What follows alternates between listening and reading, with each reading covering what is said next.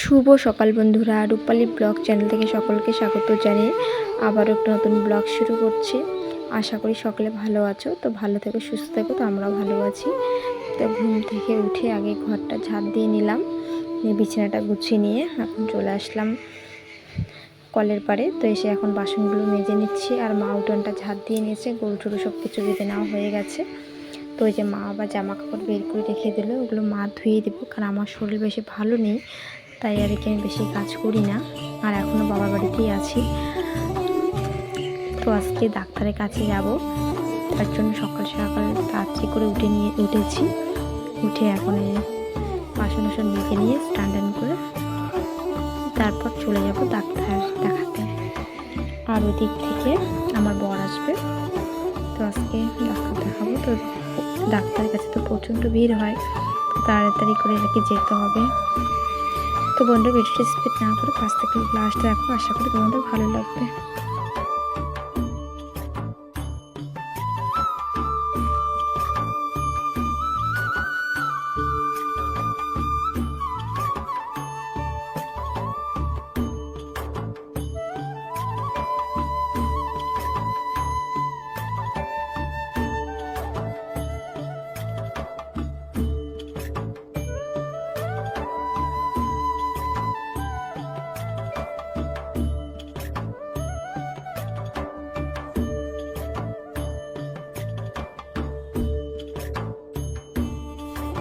বারান্দাগুলো মুছে নিল, আর বাবা বাজারে গেছে শাক নিয়ে, বাজারে গেছে বিক্রি করতে। তো ওই যে এখন এগুলো এগুলো ধাড়িগুলো মুছে নেবে। তো এই কয়েকদিন থেকে যা ভারী পরিমাণে বৃষ্টি, তো মাটিগুলো একদম ফুরে গেছে। তো যে মা এখন মুছে নিচ্ছে, আমি বাসনগুলো মেজে নিলাম। তো এখন আমি স্নান করি। এই যে সকালবেলার খাবার, আজকে মেয়ে দুধ আর বিস্কিট খাচ্ছে, আর আমি মুড়ি আর কলা আর দুধ দিয়ে খাবো। তো স্নান হয়ে গেছে, তো আমরা এখন যাবো ডাক্তারের কাছে। ওর বাবা আসতেছে ওই দিক থেকে, বাড়ি থেকে আসতেছে, আমরা ওই দিক থেকে যাবো। তো খাওয়া দাওয়া করে নেই। তো আমি স্নান করে এখন রেডি হয়ে নিই, শুধু স্নানটা করে নিলাম, মুখে ক্রিম টিম মেখে নিলাম, মেখে রেডি করে দিয়েছি। এই দেখো অঙ্কিতার হেয়ার স্টাইল।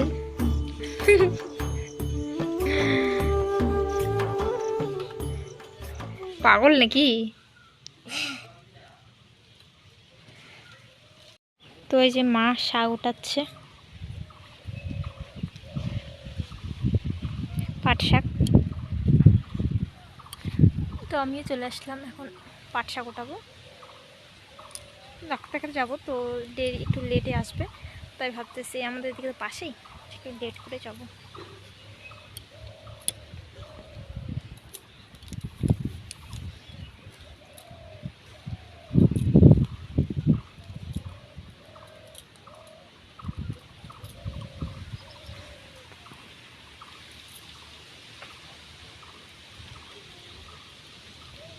তো আমি রেডি হয়ে নিলাম। তো এই যে এখন জল খাবো, খুব জলের তৃষ্ণা পেয়েছে।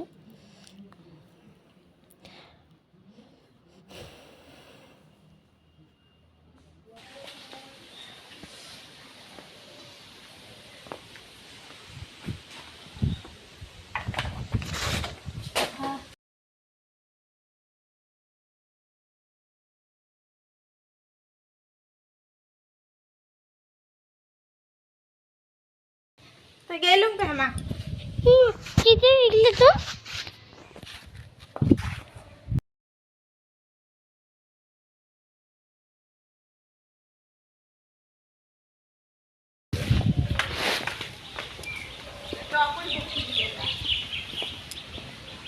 তো আমরা যাচ্ছি এখন ডাক্তার দেখাতে, মাথা ভাঙা। তো রেডি হয়ে নিলাম। তো কখন এসেছি ডাক্তারের কাছে, আর ডাক্তার নাকি আসবে 5টার দিকে, আর আমরা এসেছি 11:30টার দিকে। তো এতক্ষণ থেকে বসে থাকতে আর ভালো লাগছে না, আর এখন বাজে 2টা। তো হোটেল থেকে খাওয়া দাওয়া করে আসলাম, এসে এখন বসে আছি। আর আমার তো খাওয়া দাওয়া করলে একটু শুতে ইচ্ছে করে, কিন্তু এখানে কোথায় শুবো, তো আমার বর বলছে এখানে শো বেঞ্চের মধ্যে, তো একটু শুয়েছিলাম, শোয়ার পরে এখন একটু উঠে বসলাম। আর আমার ভীষণ মাথা ব্যথা করছে, আর কথা বলতে ভালো লাগছে না কারোর সঙ্গে। আর দেখো বেঞ্চগুলো একদমই ফাঁকা, কোনো পেশেন্ট নেই, শুধু আমরাই আর কি বসে আছি, কয়েকটা পেশেন্ট। তো আমার সমস্যা হয়েছে কি সেটা তোমাদেরকে বলবো।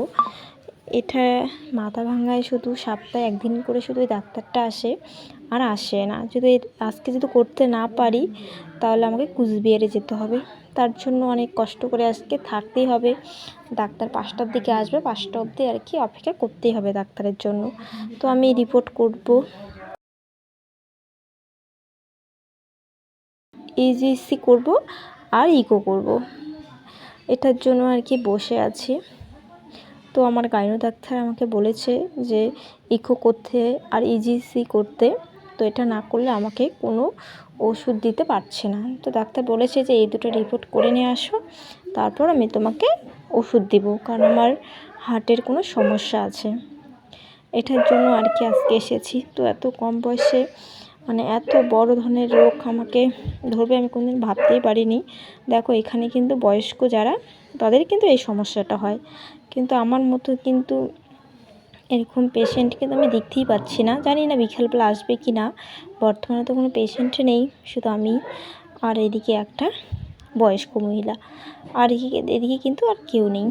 তো আমরা এখানে সবাই বসে আছি, আর আমার তো ভালো লাগছে না কোনো কিছু, শুধু মনে হচ্ছে যে বাড়ি চলে যাই, কিন্তু কি করা যাবে, খুব খারাপ লাগছে। এত কম বয়সে এত বড় ধরনের রোগ ধরবে এটা আমি কোনোদিনও ভাবতে পারিনি। তো বন্ধুরা আর কি বলবো, আর কোনো ভিডিওই করিনি, শুধু এইটুকু ভিডিওই করেছি। তো যে আমার বর আর মেয়ে দিকে বসে আছে।